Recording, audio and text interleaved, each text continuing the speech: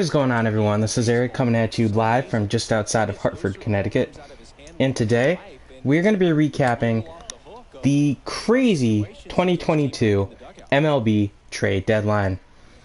So, I haven't been live for a little bit here doing any live content, but I've still been following sports, of course, and I've been doing other things, but right now, I'm just looking forward to this. This is going to be fun. This 2022 MLB trade deadline was absolutely crazy. Last year was hectic, but this year was on a whole different level. Before we even start the video, I do want to say rest in peace to Vin Scully, of course, legendary Dodgers broadcaster, worked with the team for such a long time, since they were the Brooklyn Dodgers, actually. He was a legend, great person, everybody loved Vin Scully. Rest in peace. It was heartbreaking last night, around, I think, 11 p.m. The news kind of broke here on the East Coast, and Vin Scully is the type of person that everybody knows. Everyone knows who Vin Scully was if you follow sports at all. If you're a baseball fan, you definitely know him. So it's just heartbreaking, but at least he did get to see another Dodgers World Series back in 2020, so there's that. He wasn't working it, but he got to see it. But with that, let me start here. So what I'm going to do is I'm going to go day by day here. So the deals that happened before the trade deadline was official, and we got a couple doozies here. So first, on July 23rd, we had the first bigger trade here, and that saw the New York Mets acquire first baseman Daniel Vogelbach from the Pittsburgh Pirates in exchange for right-handed pitcher Colin Holderman. Holderman's not really going to do much, I don't think. Vogelbach's just more, the Mets are the top team in the NL East. They just want to add some reinforcements to their team, help them out in the long run. Right now, the Mets, like I said, they are the best team, but the deadline may not have been the best for them. So then 4 days later, we had the New York Yankees and Kansas City Royals agree to a trade. Now, the Yankees are a very power-dominant offense.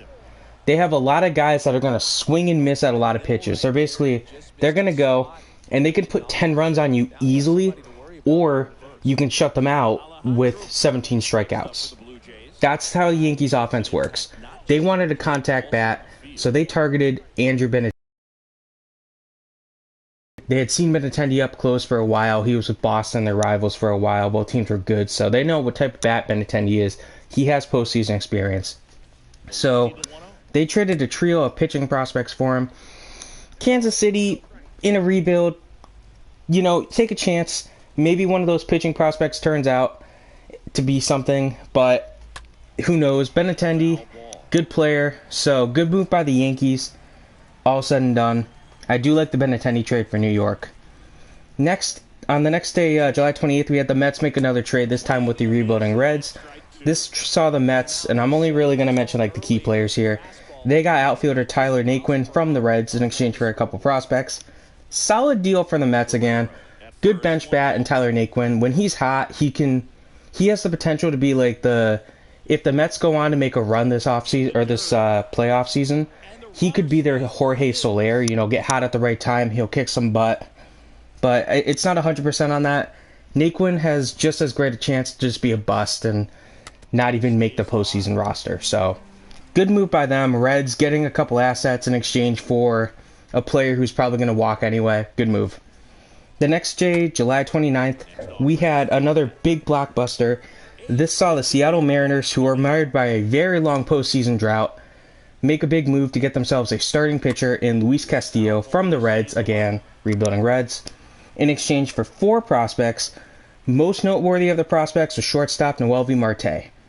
Now, Marte, great player, but he hasn't been as good as you'd want him to be in 2022, but still, he moved up a level. Life goes on with that. He's still extremely talented.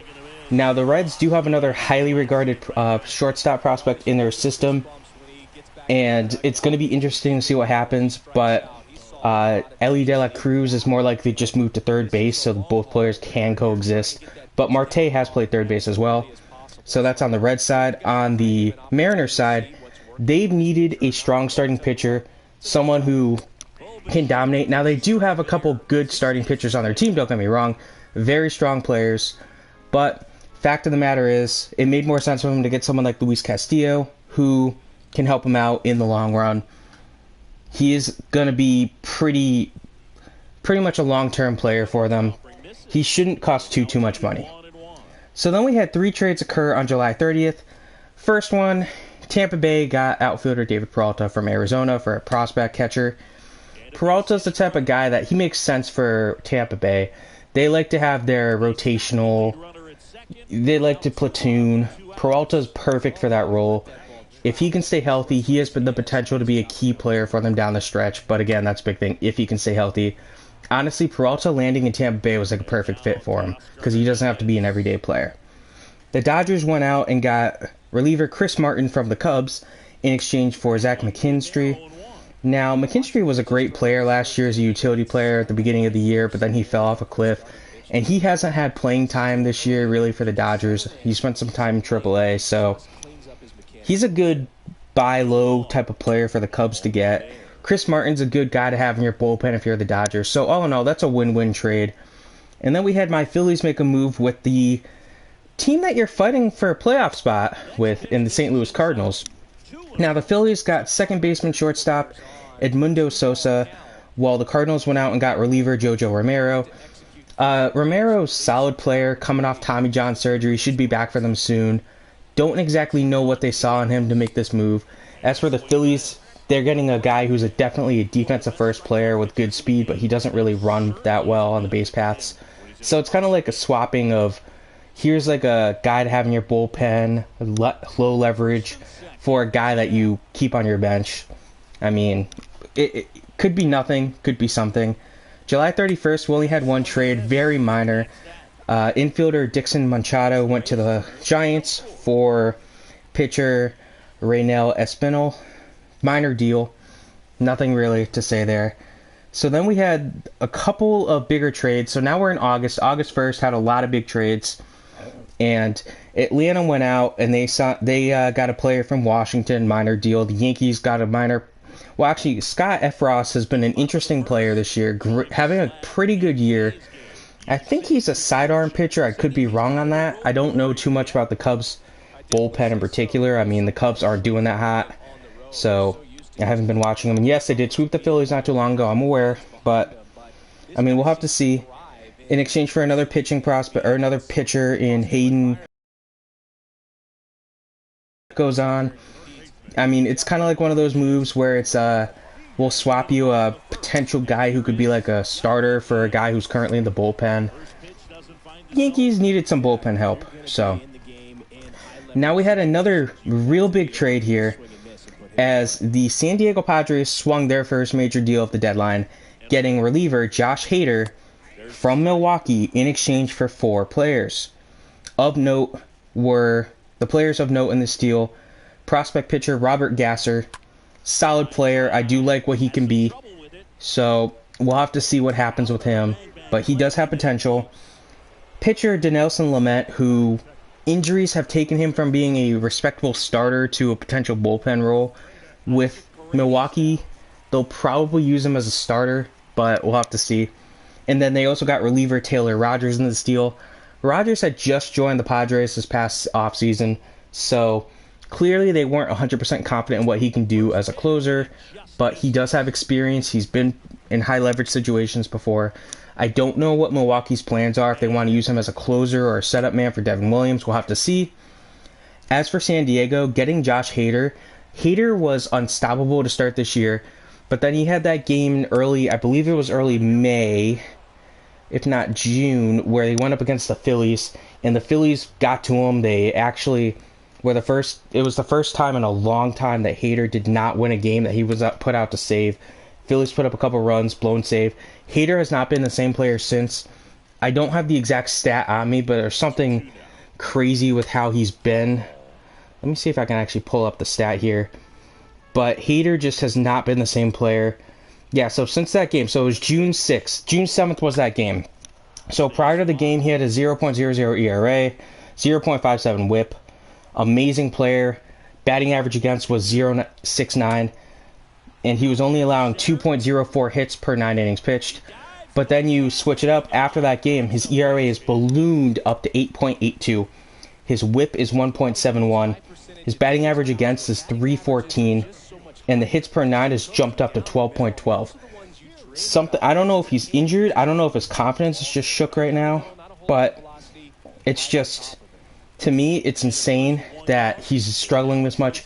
Great buy low potential move for San Diego, but I'm always very skeptical when it comes to relievers. I always pump the brakes. I always say you don't want to make a move for a reliever. You never want to lock up a reliever to a long-term deal. There's a bucket list of players that you can look at where you can tell me, oh, this guy's the best reliever. Like, look, what would have been 2018, 2017, where Blake Treinen was like unstoppable in Oakland, but then the next year he blew up. I mean, you have Eric Gagne from the mid-2000s. He completely struggled. Brad Lidge, same time. He completely struggled after that one World Series appearance where he got beat, or it might have been the NLCS. I don't remember exactly. But he got beat up, and then he just completely imploded. He did end up coming back into form in 2008. But still, easier said than done. Not everyone's going to be Mariano Rivera. And if you're a Mets fan, pump the brakes on Edwin Diaz. I love the kid. I want to see him succeed. But you don't want to sign a reliever to a long-term deal. That's all I'm saying. Still, Josh Hader, he to me is still the best reliever in baseball, but we'll have to see. So then Tampa Bay and the LA Dodgers made a minor deal. Essentially, the Rays got former Philly prospect Garrett Cleavinger. We'll see what happens with him as a pitcher. He could be a reliever, he could be a starter. Knowing the Rays will probably use him as a starter and then just, expect a few innings from him here and there. In exchange for outfield prospect Germán Tapia, minor player for the Dodgers to get, just kind of make a quick swap here. And then we had another bigger trade here. This saw the New York Yankees add a pair of pitchers in exchange for four prospects. I was going to say trio, but there's four. So the Yankees got reliever or starting pitcher Frankie Montas and reliever Lou Trevino from Oakland in exchange for, like I said, four players, namely pitcher J.P. Sears being the big one of active players, and then two more pitching prospects, including Luis Medina and second base prospect Cooper Bowman. So the Athletics just get four players, have them in your minor league system. J.P. Sears will probably get a few starts here and there. So, I mean, Sears has proven that he can succeed at the major league level. He's probably going to have some growing pains in Oakland this year if they do end up using him as the rest of your starter. Good trade for them. Get something for basically potentially nothing. I mean, Frankie Montas, I think, is under control for another year after this year anyway. But as for the Yankees, they wanted to get themselves a starting pitcher that they could rely on to go deep into games. And Frankie Montas is that type of guy. Obviously, there are concerns with him. I'm not the biggest fan of how he is. I don't know if his fit's going to be great in New York because their middle infield defense isn't the best. It's not bad in any way, shape, or form. Don't get me wrong. But DJ LeMahieu is okay. And then you have other guys. Isaiah Kiner-Falefa is okay. Gleyber Torres, bad defense. So I would be pumping the brakes a little bit on Montas. He's a very ground ball heavy pitcher. But still, and Lou Trevino, take a shot. Take a shot in the dark. He's the type of guy that could easily help them out in the long run. Then we had a big three-team trade that occurred between the Houston Astros, Baltimore Orioles, and Tampa Bay Rays. So, down the road, got a breakdown. And this saw Houston acquire outfielder first baseman Trey Mancini from Baltimore, along with pitcher Jaden Murray from Tampa Bay. Now, Baltimore got themselves a pair of pitching prospects, and Tampa Bay, of note, got center fielder Jose Siri from Houston. Houston had a lot of center fielders. They didn't need to have all the center fielders they have. They had been kind of rotating between. Siri wasn't doing that hot, so they said, all right. They had demoted him. The Rays love to platoon. Honestly, Jose Siri fits in well there. Kevin Kiermaier, of course, done for the year, so Jose Siri can hopefully kind of fill that hole that they have in center field. We'll have to see what happens. So, knock on wood for that one. As for, of course, Baltimore getting a pair of pitching prospects, we'll see. But Houston got themselves the big player, of course, being Trey Mancini. They had a little bit of issues at first base this year. I mean, it's expected. Yuli Gurriel's a good player, but he's also on the wrong side of 35. I think he's 37, 38, maybe 38. And he just hasn't been producing at the level you'd hope for if you're a contender like the Astros. So for them getting Trey Mancini, presumably to play first base, he'll probably get some days at DH. He'll probably take some days in the outfield, some reps in left field in particular. We'll have to see. Great pickup for Houston. Then we had Houston make another move, acquiring catcher Christian Vazquez from Boston. Boston's totally weird this year, in exchange for a prospect. So, I mean, when it comes to Boston, Christian Vazquez is on an expiring contract. He's older. To them, they don't need to keep him. He's going to be expensive to re-sign if you wanted to re-sign him. So, we'll see. As for Houston, just like first base, catcher was one of their weaknesses. Martin Maldonado, good defense, but not good hitting. Christian Vazquez is going to be a slight upgrade when it comes to hitting. Not an amazing batter. I think his career batting average is like 230, 233. So he has potential, but he's definitely better than Maldonado. Then Boston went out and acquired outfielder Tommy Pham from Cincinnati in exchange for prospects.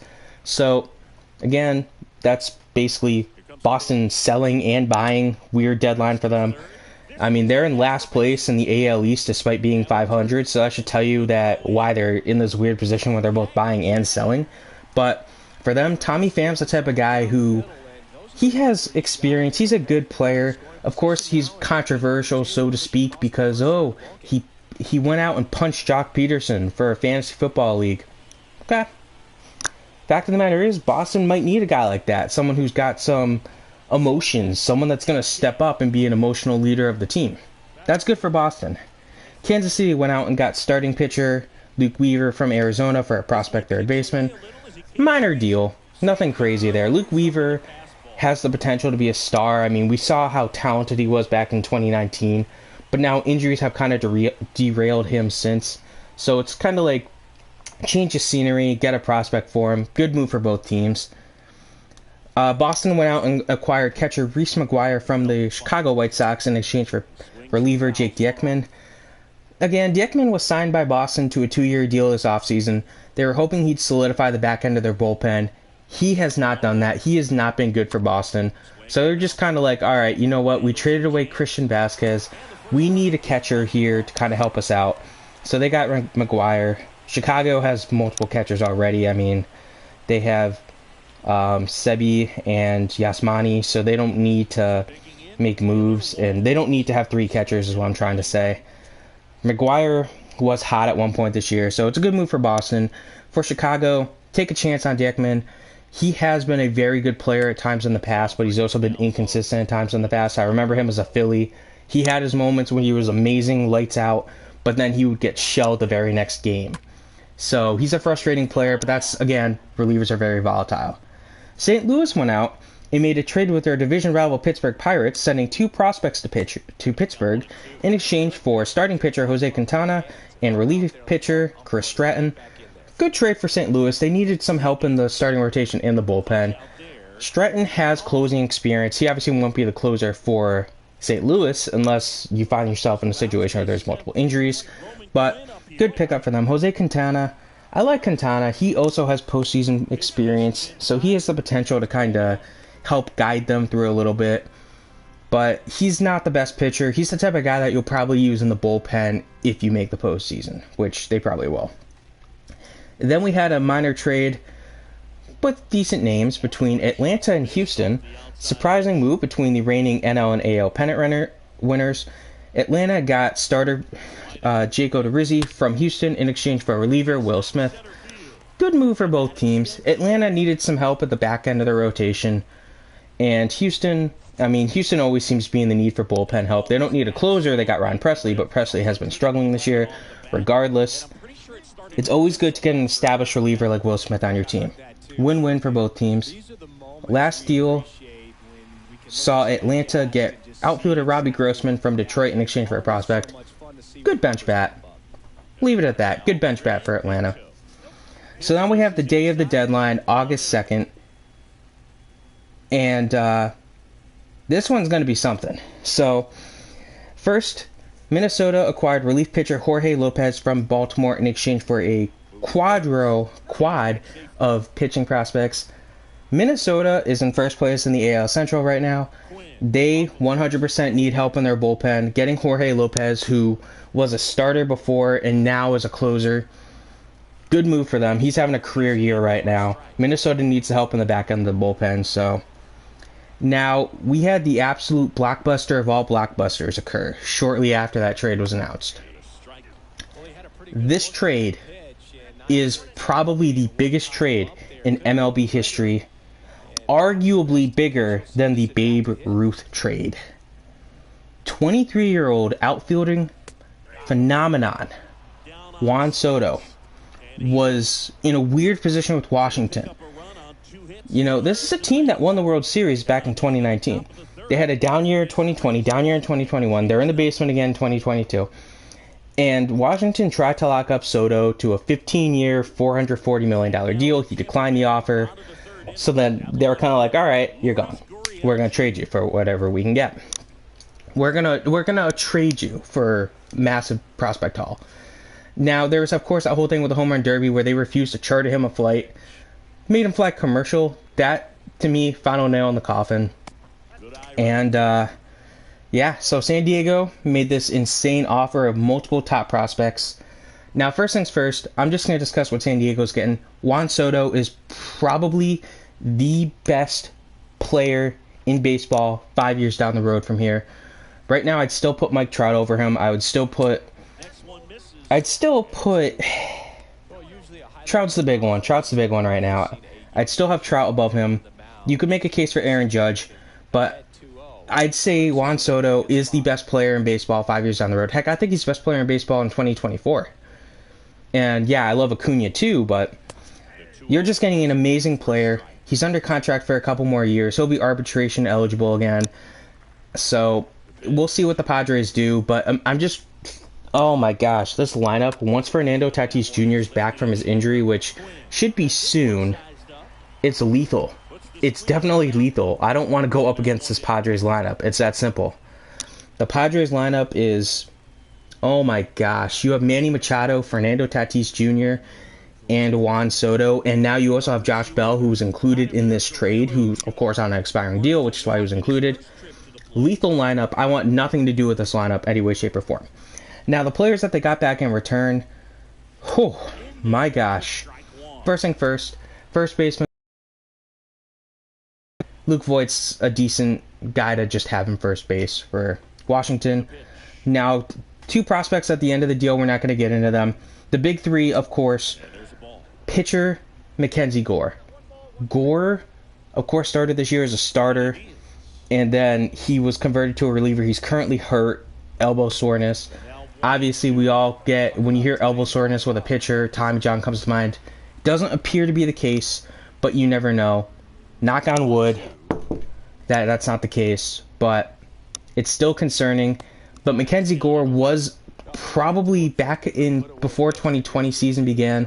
He was probably the number 2 prospect in baseball behind Jesus Luzardo, pitching prospect in baseball. Great get. Now, you also have another 2 big-name players here. Shortstop C.J. Abrams is a guy I'm high on. He hasn't looked that great so far in the majors this year, but to me, he's just been a little overmatched. He'll turn it around. I have confidence in C.J. Abrams. The big player to me is outfielder Robert Hazel III. And it's crazy to say that the big player to me is, you know, one of these 3 guys, because Gore and Abrams alone are great gets for a franchise. But Hassel, to me, love this guy's swing. He's going to be an amazing contact player. He doesn't have the power that Soto has. He doesn't have the elite speed. Well, actually, Soto doesn't have elite speed either. He doesn't have as good speed as Soto, though. But his contact bat is just beautiful swing. This is a guy who I'm not going to say I have a crush on when it comes to players, because when I do that with offensive players, they usually start to struggle. So I don't want to jinx him, but I like him as a player. Probably the biggest trade in baseball history, though, like I said. You can make a case for Babe Ruth, but, I mean, the Babe at that point was upsetting his Boston teammates, and he wanted to be a hitter. Boston wanted him to stay as pitcher. So that's basically why that trade happened. This trade was just, oof. Then you saw a interesting trade where Toronto got a pair of relievers in Anthony Bass and Zach Pop from Miami in exchange for shortstop third baseman Jordan Groshans. Groshans was a top 100 prospect in baseball, I believe, for Toronto. If he wasn't, he was just outside of it, and he has been in the past. So, big get for Miami to get Groshans for a pair of relievers. Those relievers, though, Anthony Bass, I shouldn't say those relievers, because Bass has been having a great year this year in Miami. So, it's an interesting deal. LA Dodgers made a big move acquiring outfielder Joey Gallo from the Yankees. After getting Benintendi, Gallo, who's been horrible this year, ever since the Yankees got him, he's been hitting like 140. Yankees fans wanted him gone. Gallo needed to change his scenery. He's on an expiring deal. For the Dodgers, this makes sense. Get him to have off the bench. We'll see what happens. In exchange for a pitching prospect who's like mid-tier. Good move for both teams. Boston made a move with San Diego. Now, Eric Hosmer was originally included in the blockbuster Juan Soto deal, but he had a partial no trade clause. He could veto trades to 10 teams. Washington was on that list. He vetoed the trade. At that point, San Diego didn't need him. San Diego didn't want him anymore. They're like, all right, that relationship's been broken since the start of the season, so they traded Hosmer to Boston along with a pair of prospects for starting pitching prospect Jay Groom. Groom's been a pretty good player. He had the potential to be the #1 pick back in 2016, but he had strong ties. He had changed his college commitment right before the draft, so that scared some teams. And I know the Phillies were looking at him. So the second I saw Jake Groom was in that trade, I'm like, oh my gosh, I remember him from that draft. So we'll get to that #1 pick in a few minutes, but to me, Jay Groom's a buy low type of player for San Diego. He has the potential to be great, but he has also dealt with multiple injuries in the past. He had Tommy John, I think, in 2019, if not 2020. So there's risk. For Boston, getting Eric Hosmer, who's on an expensive deal for the next few years, is definitely a risk, but it's a risk that was worth taking. So next, we had another interesting trade here, a swapping of two players between the Angels and the Phillies. So basically, the Phillies went out, and it's no secret that the Phillies were in need of a center fielder. Their center field position has been awful this year. I mean, it's just been probably the worst in baseball.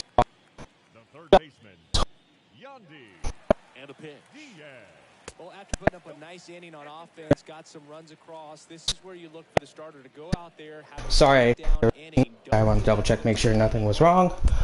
Sounded like someone was at the door, so I just got up for a minute. But regardless, sorry about that. But for the Phillies, they got center fielder, I guess you could say left fielder, Brandon Marsh from the Angels in exchange for catching prospect Logan O'Hoppe. O'Hoppe is a top 100 prospect. Brandon Marsh was, at one point, I believe he was a top 10 prospect last year. So, Marsh has struggled immensely at the major league level. Defensively, top tier, but he's only hitting like 220, 230 at the major league level, while he's also been striking out a ton. So, change of scenery hopefully does great for him. Logan O'Hoppe has the potential to be a very strong starting catcher, but for the Phillies, it did not make sense to keep him because, I mean, you got JT Realmuto. So, and I mean, they've been burned by catching prospects before. Andrew Knapp, of course. Tommy Joseph, of course. So, yeah. Then we had another blockbuster trade where Minnesota went out and made a deal with the Reds for the second time this season, getting one of their starting pitchers. Of course, prior to the season, they traded for Sonny Gray. During the season, they got starter Tyler Mahle from the Reds in exchange for 3 prospects. Of note, infielder Christian Encarnacion Strand. Encarnacion Strand has a great potential to be a star for the Reds in the long haul. We'll see what happens. As for the Twins, you're getting a controllable pitcher in Tyler Mahle, who had a horrible start to the year, but he has rebounded. He's got a lot of upside, but the problem with Mahle is he's not an ace, but he's going to be a top tier player for them, hopefully for years to come. Now, the Mets went out and traded 4 players for your outfielder, first baseman Darin Ruf, DH Darin Ruf, if you will. Darin Ruf's an interesting case. You know, I've always kind of been rooting for him ever since the Phillies had him. He was an interesting guy when they called him up. And then he just kind of turned a little bit. And they traded him to the Dodgers. And then the Dodgers essentially just let him go to the KBO. He started killing it in the KBO. Came back stateside. He's been pretty good. He's a good platoon bat. He's a good guy to have off your bench, especially since Dom Smith's been awful this year for the Mets. So there's that. Now, the big player of note that they traded to San Francisco for him is, of course, third baseman J.D. Davis. Good move for the Mets. I mean, you're giving up a trio of prospects, mid-tier prospects, and J.D. Davis, who's fallen out of favor, for a guy who's kind of a good platoon bat. Good move for the Mets. Phillies went out and got reliever David Robertson to join the team for his second stint. Of course, his first stint was not good, to put it nicely. Just injuries killed him, delayed him, limited him to 7 games over 2 years. Never a good sign. He needed Tommy John, so hopefully he does well. They traded away rising prospect pitcher Ben Brown, who, again, was coming off of a Tommy John season. He's looked pretty good this year. Tough trade to make. I'm not happy that they made that trade, but life goes on. San Diego went out and traded away a prospect to the Reds in exchange for infielder Brandon Drury. Drury's having a career year. Good player to have off your bench, worst case scenario if you're the Padres. If not, he has potential to be a guy who could be a pinch starter if you need him to be. Then you got Seattle acquiring utility man Jake Lamb for cash considerations. I love Jake Lamb, but that's what he is. He's a guy that you're going to trade. Getting playing time with the Dodgers anymore, so it makes sense to just trade him to Seattle. Then you have Baltimore basically, after acquiring Jose Siri, the Tampa Bay Rays made a somewhat surprising move by designating center fielder Brett Phillips for the assignment. So they had a week to, of course, trade him or release him. And Baltimore said, you know what? We'll trade him. We'll trade for him for cash considerations. Tampa Bay said, sure, go for it. Brett Phillips, great player, great defensive glove, but we'll have to see what happens, how he can do with the Orioles, and if he'll be given a big chance in Baltimore. Minnesota went out and got reliever Michael Fulmer from their division rival Detroit Tigers for a prospect pitcher. Fulmer, of course, at one point was considered a potential ace, top-tier pitcher, but things change, and he ended up getting converted to a reliever due to injuries. So, good move by Minnesota. They definitely needed to add some pitchers this year, both in the bullpen and the starting rotation. So, good move for them to get Fulmer. And then we had another bigger trade. Now we're nearing the deadline, and there's only a couple trades that happened right when we got to the deadline. Next was Philadelphia acquiring starting pitcher Noah Syndergaard from the Angels in exchange for a pair of outfielders. Of note, 2016 number 1 overall pick Mickey Moniak. So Moniak, just like Brandon Marsh when we talked about him, he has struggled in the major league level. He was at one point a top prospect. He was never like a top 10 prospect like Marsh was, but Moniak was a top prospect at one point for the Phillies. I mean, he went number 1 overall for a reason. Still don't know what that reason is, but still, good move for the Angels. You know, buy low on a couple prospects, see what happens. Syndergaard on an expiring deal. He wasn't going to come back to the Angels anyway. As for the Phillies, Noah Syndergaard's a guy they went up against multiple times when he was a Met. He always was able to beat up the Phillies. So, it's one of those, if you can't beat them, have them join you moves. So we'll see what happens. Of course, Zach Wheeler was heavily pushing for the Phillies to make a move and get his former teammate. So great move for the Phillies in my viewpoint. Good move for both teams because Syndergaard was never going to come back to the Angels. I mean, that whole team's basically, if you're a potential free agent, you're probably going to be gone. So then we had an interesting trade between the Yankees and the Cardinals that broke shortly after the deadline, where it's a rare 1-for-1 swap. Center fielder Harrison Bader was sent packing to the Bronx in exchange for starting pitcher Jordan Montgomery. Now, the Yankees had already gotten a pitcher at the deadline, Frankie Montas, so they kind of viewed Montgomery as expendable. To get an elite defensive player like Harrison Bader to put in your center field spot, great move for the teams. But, Cardinals needed a pitcher. The Yankees wanted some defense and a good bench bat. Of course, they want to move Aaron Judge to a corner outfield spot soon because they want him to get, you know, more relaxed as the season goes on. They don't want to put extra wear and tear by having him continue to play center field. They want him to be able to stay healthy for a postseason run. So it's a good move for both teams. Toronto made a move acquiring second baseman Whit Merrifield from Kansas City in exchange for a pair of prospects. Of course, we're not going to go into the prospects, but Whit Merrifield to Toronto is definitely an interesting move. I'm not going to mention the exact reason as to why, but there's put it this way, when Kansas City went to Toronto a couple of weeks ago, Whit Merrifield was ineligible to play and was placed on the restricted list. So unless things have changed, he will not be able to play home games for Toronto. We'll leave it at that. But still, Whit Merrifield is in the bits of a down year, but he's still a great player when he's healthy. Like I said, he's having a down year this year. He's 33 years old, which is why Kansas City was willing to get rid of him. For Toronto, they've had problems trying to figure out who can be their second baseman. Of course, Biggio was viewed as their second baseman of the future, but things have not worked out for him. He's better served in a utility role, so there's that. Then, of course, we only have 2 trades left now. We'll get the minor one out of the way that saw San Diego get catcher Cam Gallagher from Kansas City for an outfield prospect, Brent Rooker, who's actually not necessarily a prospect, but minor swap there. Nothing great, nothing crazy to talk about. The last trade that we had that came out shortly after the deadline saw the Angels trade away closer Rafael Iglesias to Atlanta in exchange for a pair of arms, notably Tucker Davidson. Minor swap there. Atlanta shores up their bullpen a little bit more. I mean, we haven't seen great closing from Atlanta. Kenley Jansen's a good player, but he hasn't been that good this year. So Atlanta went out and got Rafael Iglesias. For the Angels, again, get a couple guys who are controllable for the future. Of course, so that's basically how the trade deadline went. The big trade was, of course, the Juan Soto to San Diego trade. You know, the second that news broke for that one, I was in shock. And I'm looking at it, I'm like, all right, who are the Nationals going to be getting? They've got to be getting Hassel. They've got to be getting Abrams.